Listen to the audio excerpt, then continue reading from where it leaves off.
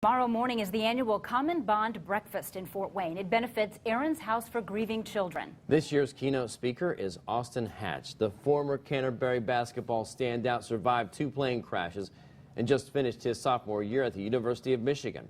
News Channel 15 sports director Glenn Marini recently sat down with Austin in Ann Arbor. He joins us now with his exclusive report.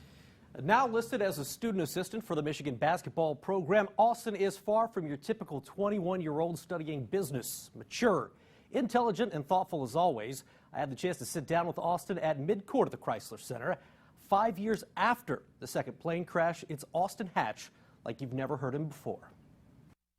For a long time, you had this quote on your Twitter saying, trying to be more than a cool story. What does that mean to you in life, in application? 1 in 3.4 million is the chance of surviving 1 plane crash with 1 fatality, at least 1 fatality. And then so I survived 2 of those.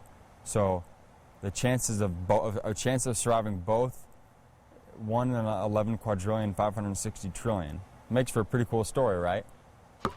I don't just want to be a story that people read in the newspaper or read in the magazine and get inspired by. God, for me, God the Father has given me a 3rd chance at life, and I want to make it worth something. How often do you think of the crash in 2003 or the crash in 2011? I don't think of the event very often, because, well, pertaining to the crash in 2011, I don't remember it. I was knocked out. I don't remember several weeks before that. I don't remember. Well, you know, Michigan's a great school, and today's the first day they could actually contact me. I always tell people I don't really remember committing to Michigan. I've told you, our interview at Spies Fieldhouse on June 15th, 2011, 9 days before. I don't remember that.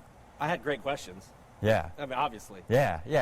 Well, because, see, I've seen it play on the internet, and so then I'm like, okay, so I saw it, and then it's kind of, oh yeah, I kind of remember doing that. But so back to your question, how often do I think about the repercussions of the accidents? Every day. Every day. If destiny, let's say, that one of you would not make it, do you think that this would have been, without question, your dad's choice to have you live on as opposed to him? No doubt. Obviously, what he would wish for and what he would say is, yeah, we're both going to survive. But if one of us had to die, he would say he wants to die and he wants me to live. And if it was me, if you asked me that question, I would say I want to die and I want my dad to live. As far as school goes, how is school going with you? Because you mentioned having to devote a little more time to your studies than you've had to in the past. It doesn't come quite as easily. It's good. It's going good. It's going really well. Excuse me. Here we are talking about school, and I'm making a grammatical error. It's not that I'm any less intelligent now than I was 5 years ago. It just takes me longer to process things, and to, you know, reading comprehension is a little more difficult for me. Like, you know, I'll read a book, or I'll read a chapter in a book, or I'll read an article, and then I'll have to, like, you know, if I don't take notes on it as I read, I'll have to go back and review it, so I really make sure that it's kind of sticking in my brain. I don't know that, you know, having to work harder at school to do well is a bad thing. You know, I've heard people talk about Austin Hatch would be a great movie. If there was an Austin Hatch movie, who would play Austin Hatch? Who would you want to play you? Wow, that's a loaded question. I might want to play me. I mean, why not? It'd be interesting because I don't know that you can make the movie so realistic and just have someone portray me without going through it themselves. That's really a tough question to answer, and maybe there'll be a time down the road when a movie about my life will come out. I don't know.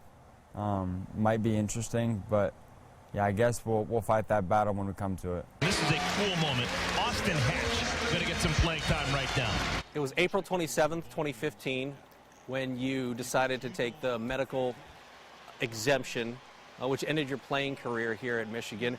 How difficult was that decision on April 27th? Because I know basketball had been something you and your father really shared together. Well, you know, the reality is, Glenn, my playing career really ended 5 years ago, or almost 5 years ago now. If you have the goal of being great and your actions and your habits don't line up with that goal, you either need to change your actions or you need to change your goal. See what I mean? So I no longer have any eligibility, but God willing, I'll be able to play. I'll get a pass, if you will, from the NCAA. They'll make an exception and allow me to play in the senior night game. I'm going for 30. Great perspective from that young man. You heard a lot about Austin's past in that piece. Tonight at 11 o'clock, we're going to hear Austin talk about his future, and that includes what he plans to do with his life after Michigan. I'm Glenn Marini, News Channel 15 Sports.